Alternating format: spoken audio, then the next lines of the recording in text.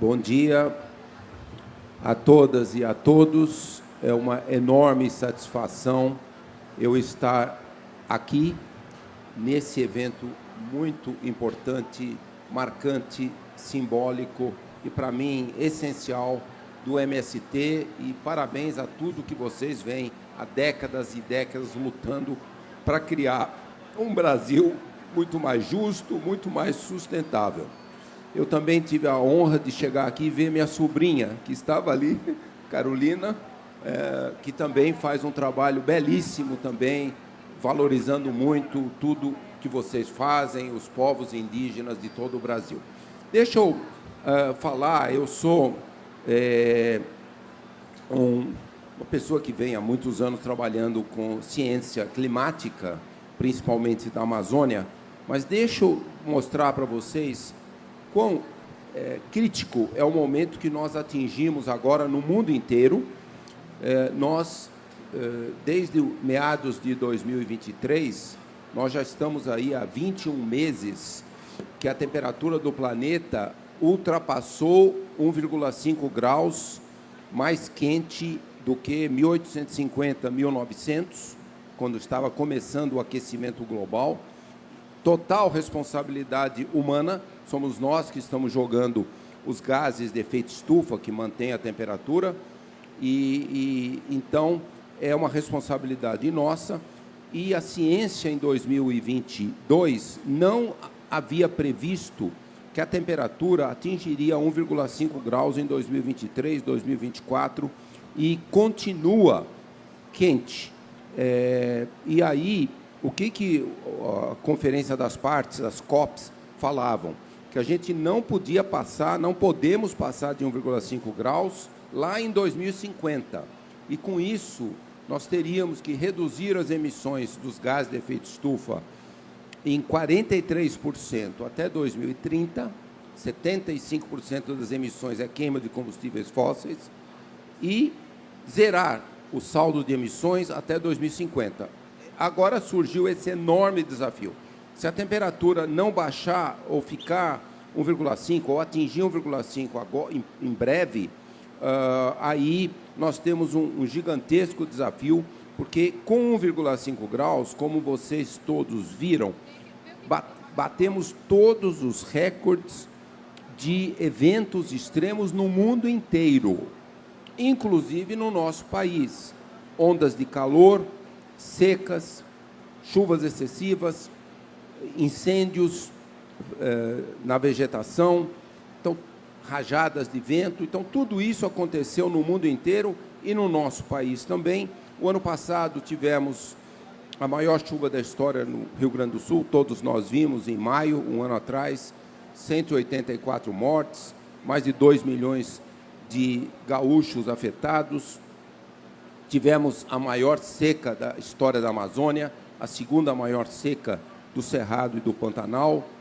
Então, tudo isso está acontecendo no mundo inteiro e nós não podemos realmente deixar a temperatura continuar subindo. E aí vem, lógico, vocês entendem muito disso, esses eventos extremos estão causando uma queda muito perigosa na produção de alimentos. Vocês entendem isso muito bem. As ondas de calor e as secas sempre causaram uma grande perda na produção de alimentos. E também, como vocês viram lá no Rio Grande do Sul, o excesso de chuva também destruiu culturas ali muito grandes de arroz, por exemplo, de trigo, e com o deslizamento lá de toda aquela erosão no solo. Então, tudo isso está acontecendo no mundo inteiro, e o Brasil, como vocês sabem, é o quarto maior produtor de alimentos do mundo, e então o setor está sofrendo, e vocês também, o MST, estão sofrendo também esses extremos, né, climáticos afetando toda a agricultura. Por outro lado, aí falando um pouquinho do agronegócio tradicional, né? Vários países tropicais, e o Brasil é número 1, a grande parte das emissões dos gases de efeito estufa não vem da queima de combustíveis fósseis, vem dos usos da terra, que é desmatamento e a agropecuária. Vocês todos sabem, os ruminantes, os bois, eles fazem a fermentação entérica, gera metano e o boi arrota metano. O metano é um gás de efeito estufa 30 vezes mais forte que o gás carbônico. Então, aqui no Brasil, historicamente, nas últimas muitas décadas, 70% a 75% das emissões de gás de efeito estufa vem do agronegócio. 50% é o desmatamento, nas últimas décadas, principalmente a Amazônia e o Cerrado, mas também a Caatinga, e a Mata Atlântica continuou desmatando, mas, lógico, os desmatamentos na Mata Atlântica começaram 300 anos atrás, aí, quando os portugueses começaram a desmatar a Mata Atlântica. E, então, esse é um ponto que vocês todos estão vendo. Então, aqui no Brasil, como eu falei, 70% a 75% das emissões de gás de efeito estufa é principalmente do agronegócio de grande escala. Vocês, MST, você já vem sempre na direção correta. O que é a direção correta? É a chamada, tem muitos nomes aí, agricultura sustentável, mas a gente chama agricultura regenerativa e também até a pecuária regenerativa. O que é isso? Como vocês sabem muito bem, é você ter uma cultura agrícola cercada pelo bioma daquela área, seja a Mata Atlântica, o Cerrado, a Amazônia, a Caatinga, o Pampa. E quando você faz isso, aquela área de produção agrícola, ela se torna muito mais resiliente a todos os eventos extremos, de ondas de calor, chuvas excessivas, secas. Também tem muito mais polinizadores. A produtividade da agricultura e da pecuária regenerativa é muito mais alta que a agricultura de grande escala e até mesmo, economicamente falando, mais lucrativa. Então, essa é uma razão. Quando a gente olha todo o setor do agronegócio no mundo, 30% das emissões praticamente vem do agronegócio, até porque o agronegócio, globalmente falando, usa muito combustível fóssil para energia. Hoje, na conversa inicial, fiquei muito satisfeito de começar a ver como o MST começa a fazer a conversão para energias renováveis, para painéis solares e várias outras formas de energia renovável. Então, não precisa nem dizer o potencial de que vocês estão desenvolvendo. Isso precisa ser muito valorizado. Antes de ir para o terceiro ponto aqui que me perguntaram, deixa eu só falar, e essa pesquisa que eu tenho feita há muitas e muitas décadas, os 3 biomas brasileiros, esses 3 biomas, a Amazônia, a floresta amazônica, savana tropical, cerrado e a estepe savânica, a Caatinga, eles estão na beira do ponto de não retorno. Eu tenho feito pesquisas da Amazônia, mas vários colegas têm feito pesquisas do Cerrado e da Caatinga. O que é isso, ponto de não retorno? É que se você passar do ponto de não retorno, é sem retorno, pode levar milhares e milhares de anos para aquele ecossistema voltar. Então, a Amazônia, todo o sul da Amazônia está na beira do ponto de não retorno. Eu conheci agora uma jovem lá de Marabá, ali toda aquela região do sul do Pará, é a região mais desmatada da Amazônia, está muito na beira do ponto de não retorno.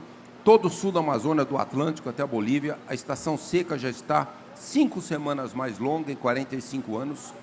Quando ela atingir 6 meses, em 2, 3 décadas, não tem mais jeito de manter. 6 meses é o envelope climático do Cerrado, da savana tropical. Está na beira. Se a Amazônia passar do ponto de não retorno até 2050, até 2100, 50% a 70% da floresta se autodegrada, vai jogar mais de 250 bilhões de toneladas de gás carbônico na atmosfera, vai perder a maior biodiversidade do planeta, um enorme risco, um enorme risco. Então, isso é para dizer o desafio que nós temos de salvar a Amazônia. Mas as pesquisas, eu fiz essa primeira pesquisa do ponto de retorno da Amazônia 35 anos atrás, mas agora, nos últimos anos, nós estamos vendo o Cerrado está muito próximo do ponto de não retorno. Vocês viram, o Pantanal já perdeu mais de 30% da sua água. A Caatinga, lá no Nordeste, ela já expandiu para o oeste 200 mil quilômetros nos últimos 30 anos.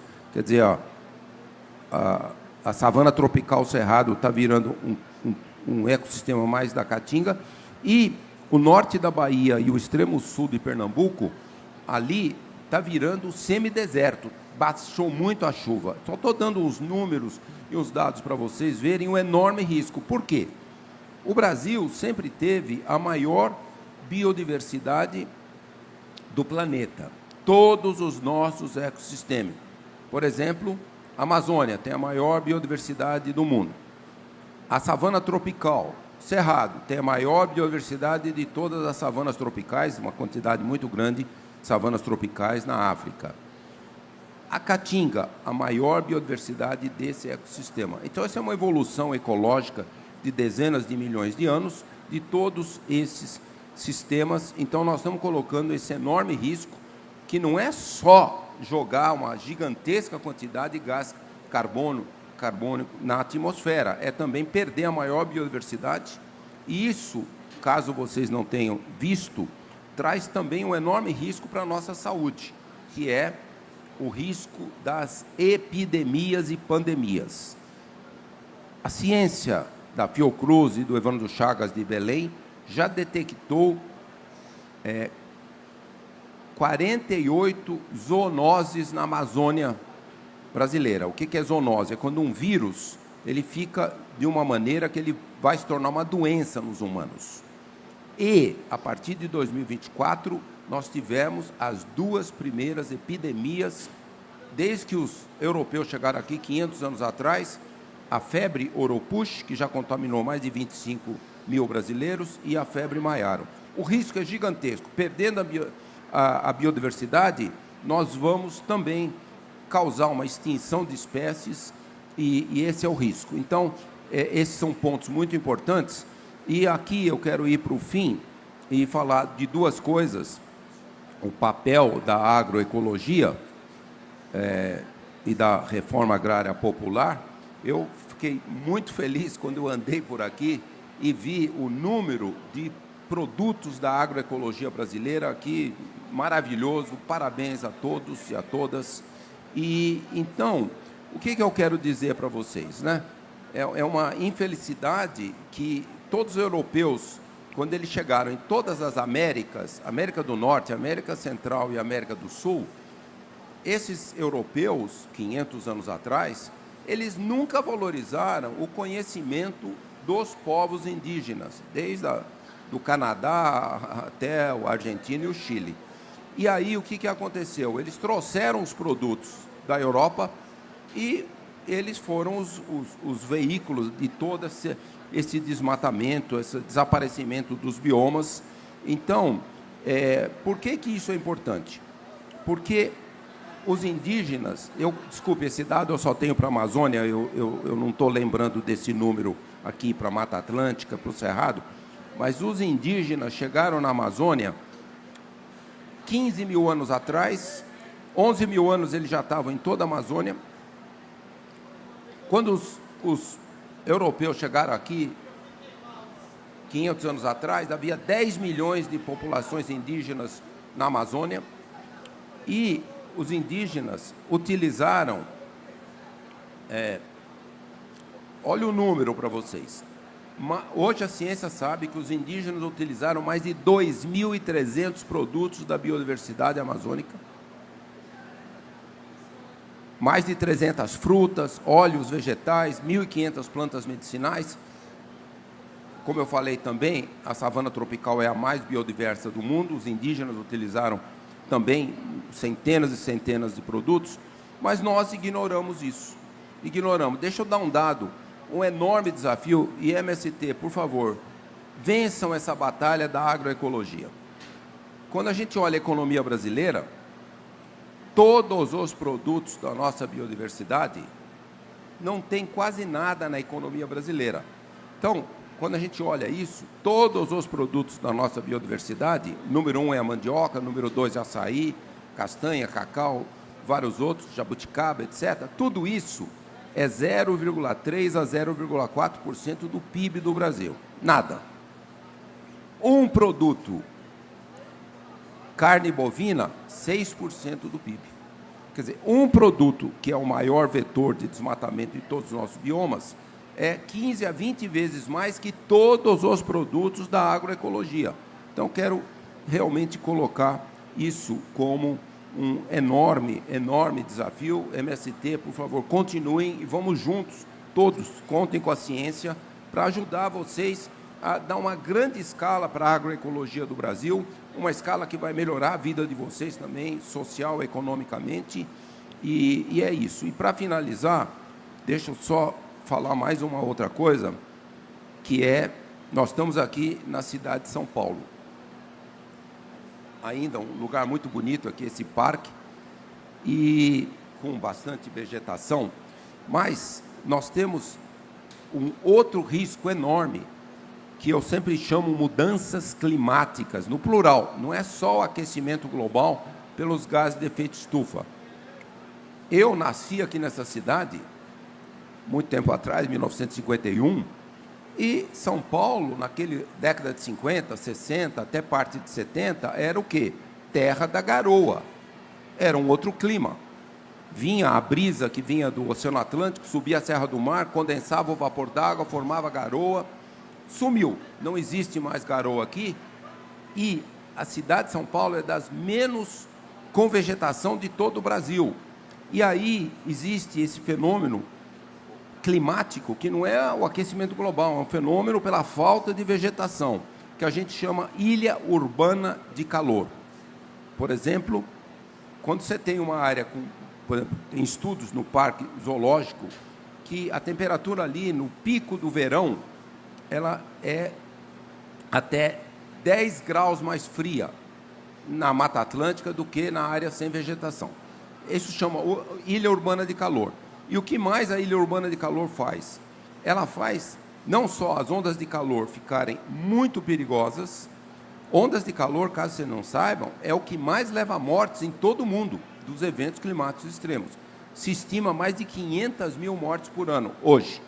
Então, isso, cidades sem vegetação tem a onda de calor, mas também, por causa que o lugar está mais quente, também forma as nuvens que a gente chama cúmulos nimbus, muito fortes, muito altas, chegam a 15 quilômetros de altura, e essas nuvens causam essas super chuvas. Vocês se lembram, agora, alguns meses atrás, bateu o recorde de 100 e tantos milímetros de chuva em uma hora aqui em São Paulo, está batendo todo o recorde de chuvas intensas, com essas mega inundações, e também com as rajadas de vento que estão destruindo os sistemas de transmissão. Vocês todos aqui, quem é de São Paulo, vocês estão vendo isso. Isso não é só aquecimento global, isso é o não existir vegetação. Então, um outro desafio para São Paulo é o que a gente chama a esponja verde urbana, uma grande restauração florestal em toda a cidade de São Paulo e também próximo periurbanas.